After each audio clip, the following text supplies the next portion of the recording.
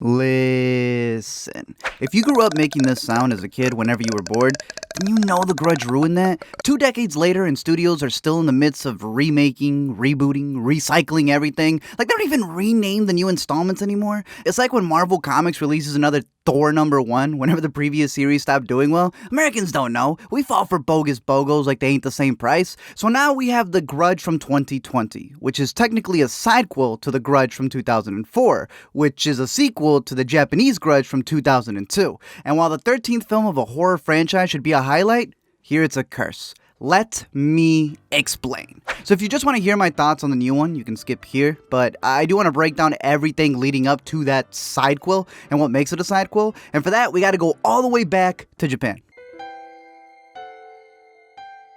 So the creator of the franchise is Takashi Shimizu, who growing up was freaked out by these naked dancers painted in white, and so years later he decided to freak everybody else out by turning them into horror icons.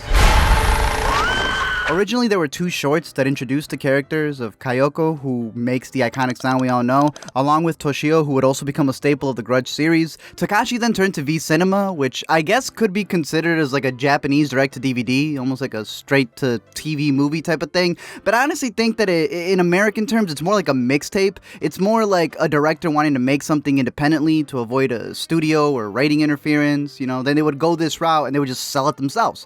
And this man hustled. Dude made both movies in 9 days, and word of mouth spread faster than The Ring's curse, and he found himself making 2 theatrical movies based on those characters in Japan. Sony then heard about this and smelled money and hired him to direct the English versions of his own movies, you know, which I think is pretty cool, just like Haneki did. But the cool thing is that Takako Fuji, the actress, played Kayoko for all 8 movies with him. She was in the short, also played her in the V Cinema versions, then the Japanese theatrical ones, the 2 American ones, and then the Grudge 3 came out and she knew it was a coaster rating, so she just left that.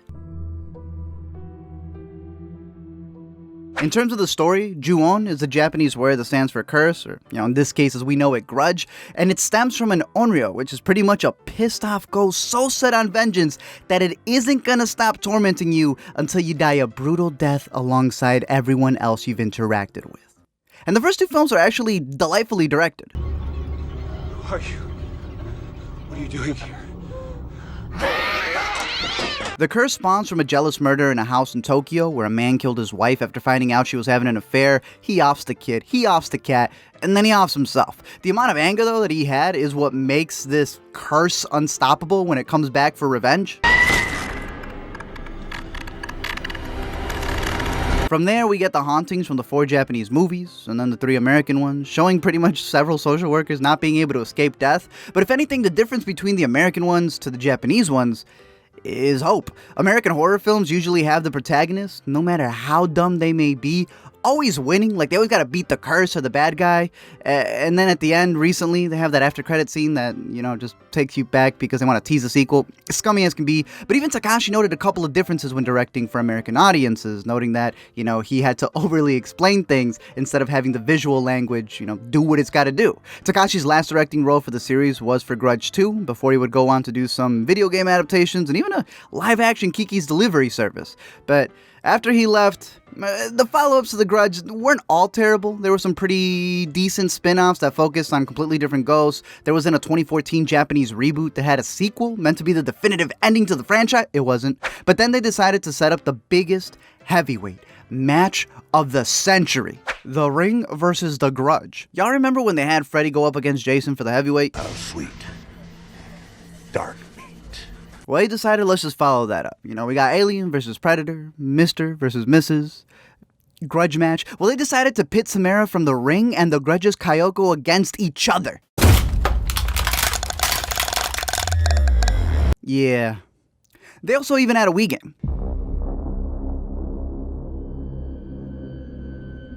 Safe to say the Grudge franchise probably has some grudges of its own during its run, and they're not stopping anytime soon. In the new ones, the scares aren't really annoying as much as they are just disappointing, and I'll say I don't think that this new movie is a bad movie at all. But I also can't recommend it to you because then you're gonna get mad at me with some of the terrible stuff that they have in there. The director, Nicolas Pesce, does come in with a passion, even if the cliches do take over, but I think he has a good eye for visuals, as seen in his previous films, and I really like one of his stories. Here he gets to helm the first rated R Grudge movie. The nature of the franchise is that it's an anthology, so every story is Every movie is different story, different characters, different place.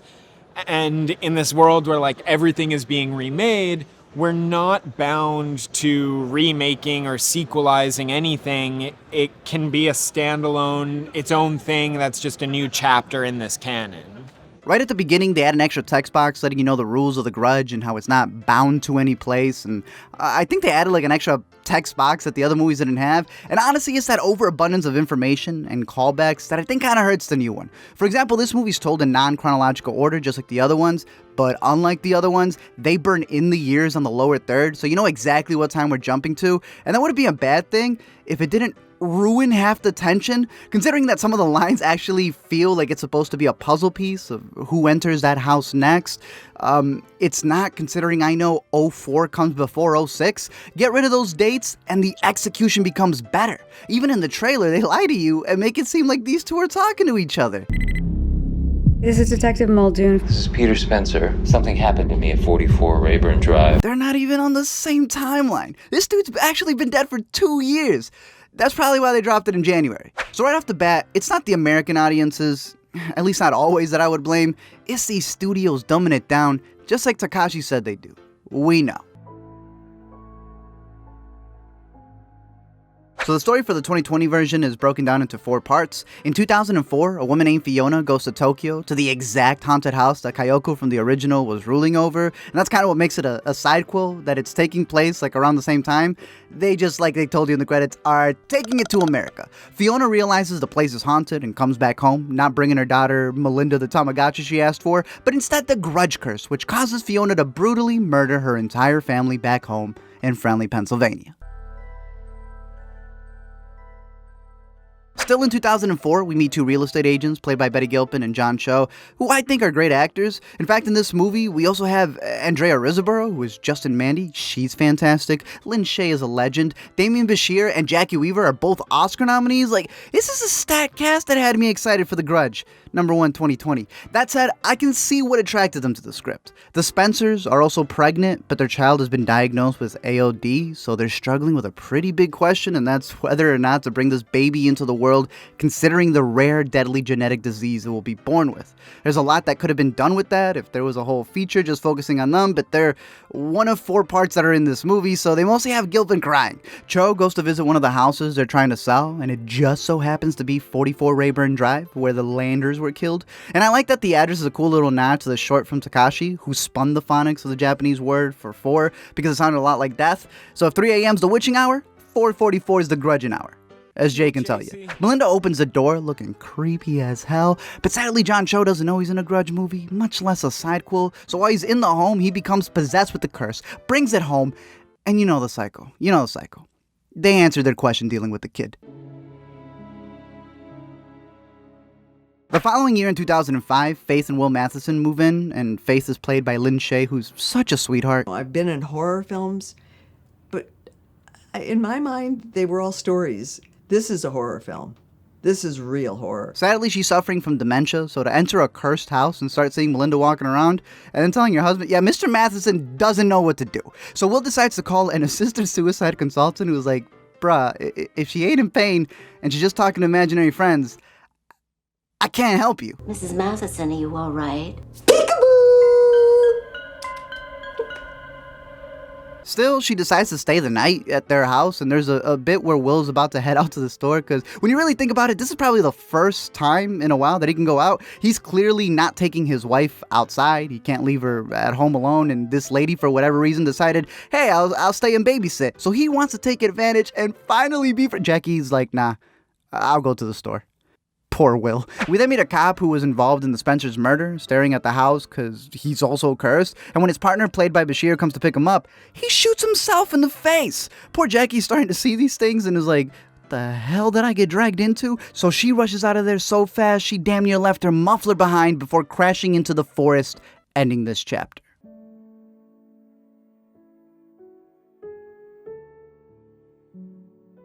Finally, in 2006, we have Detective Muldoon, rocking a 3 on the sides, finding the car Jackie Weaver was driving in, and she's completely decomposed. Now, I don't know how the skid marks disappeared to keep her there, or how nobody saw that, but I guess you can't question Kayoko. Muldoon is new in town since her and her son moved there after her husband passed due to cancer, so her new partner is Bashir, and he decides to give her directions to 44 Rayburn Drive. She walks in to see a rotting corpse in the living room, and a woman cutting her nails with a butcher knife, and I know they say faith without works is dead, but faith without fingers killed Will. This lady doesn't even have a full hand and somehow embraces Muldoons. She's now seeing things on the road. Her partner just defeated the nun, but he's not helping in this situation at all. So Muldoon decides to go visit his previous partner, who shot himself in the face, hoping for some help or a way that he gouges his eyes out so that he can't see the ghosts. Andrea can't do that because her eyes are everything. So the movie decides to have her play Five Nights at Freddy's as she's looking for clues in the dark in the security room. And I would say that it wouldn't be bad. Again, there's a lot that I like in this movie from a lot of the shots and a lot of the performances, but it just doesn't really add up anything in the script, but more so with the jump scares, because the cutting is so bad. By the end of it, even though the opening title stated that the curse couldn't be defeated, she tries to defeat it, and Muldoon pulls up to the house ready to burn it, ignoring all of the memories that the ghost is for whatever reason trying to put into her head, as if it would stop her from protecting her kid. So the curse just decides to become her kid. Luckily, they had set up earlier in the movie between the two of them that they count to 10 whenever they're scared, and I would say always have a bit prepped in case you're in this situation with someone who you're really close to.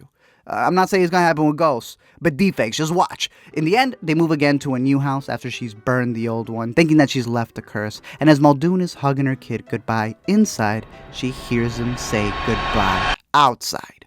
What's crazy is that the international version ends a little bit differently. Supposedly, instead of having that, dumb jump scare, we actually see them driving up to a new house, and it's kind of left for us to see the details and pick up the clues that they've actually moved into the house John Cho was living in, which, if we're going by the rules, he would have also carried the curse and it would be residing there. That's a lot better than what they did. I think the movie captures the essence of a Grudge film, even if it does feel like the studio interfered with it to the point that that's all they wanted it to be. There's hints of good stuff, like the line in the movie from Will, who hints that time acts differently here, but then there's no logic when they're in the forest. Will also sees ghosts as a hopeful thing because it would give him a chance to talk to his wife again in the afterlife. But then he dry ages in the sofa. And like I said, I like Pesce's visuals as a director, even though my screening was pretty dark. But the shot of Cho's glasses in the kitchen before his end, I thought was great. Andrea's eyes in the security room as she's possessed by the screams. Faith jumping out the window and popping like a balloon. Gorgeous. But the scares overall, when it comes to the actual curse, like the people in makeup, it just wasn't there. I think a lot of studios try too hard with horror films, thinking that they need to scare the audience, that they forget that in terms of the movie world, what's happening on screen makes no sense. Ghosts will be pulling up for no reason other than for us who are watching them on the screen to see them. There's a dog in the movie who doesn't bark at the ghosts in order to set up a jump scare. There's a moment where John Cho just stands over a dirty-ass bathtub, literally waiting for the special effects guy to give him his cue. And then even though it's a haunted house, he R. Kelly's himself in the closet trying to hide from it. They got Andrea turning off lights after being haunted. Like, you just saw a ghost, lady. Screw the electricity bill. The beginning, in fact, actually starts with a jump scare. I'm not even lying. A jump scare coming out of a garbage bag. It's a literal trash jump scare. Sure, they're updating versions of the shots, and while that's cool, they're iconic moments we've already seen, And even more than that, they look nicer, sure, but the execution was done better in the older ones. All y'all did was move it to America, alter some stuff, and swap out the Japanese Kayoko with the pasty Fiona. This was at one point supposed to just be a reboot that then got reconnected to the original, and it feels like they wanted both, and it just doesn't work. I wish they cared more for these movies this late in the franchise, because I know that they're easy cash grabs, but if you make good movies and don't piss off the audience, you can make more on the next one. That weird concept of success, bringing in, success? It's just sad that this got dumped in January, because there's no point in flexing of being the first one if no one's going to remember you by the end. But please don't do an American Ring versus Grudge. Unless you bring back the OGs. Thank you guys for checking out this video, and I'm curious to know your thoughts down below in the comments section. Again, I can't say that I hated this movie like a lot of other people do. I do enjoy a lot of aspects of it. I do enjoy the cast, a lot of the visuals. But oh man, I hate that. Don't you hate when like a movie isn't terrible, but you can't recommend it because you know someone's gonna go see it and be like, bruh, it wasn't great. And you're like, I know it wasn't great, but it wasn't an app. It's just a weird thing. I don't know. I can't say it's studio interference. I can definitely see a lot of care that was taken into the movie and trying to connect it to the world. But again, it also feels like there's a version of it, or, you know, it's a big studio film now. Franchise and everything that they want to just milk it and make money from it. And it's a weird balance trying to do the both. Some people get it. Most people don't when it comes to these franchises, and it's just unbelievable to me with all the money that they got. But some other cool tidbits during my research, Takako, who does the original voice for Kayoko, the iconic Grudge character, is also a voice actor, and she's done, it's actually pretty interesting. She's done Maeve in Westworld, Rose in Titanic, Toni Collette in Hereditary, Liv Tyler in Armor. I don't know, I just think it's really cool. One of the cool bits that I saw while looking through the stuff, I thought that was dope. I also got to give a shout out to Sam Raimi because he's dope. I feel like they just slapped his name on this. I don't know how much he had to do with it, maybe pushed for the rated R violence there, but it's just he's such a nice guy, so to hear him describe it is hilarious. Other than that, I'm curious to know your thoughts down below in the comment section. Don't forget to comment, like, and subscribe, and the Grudge.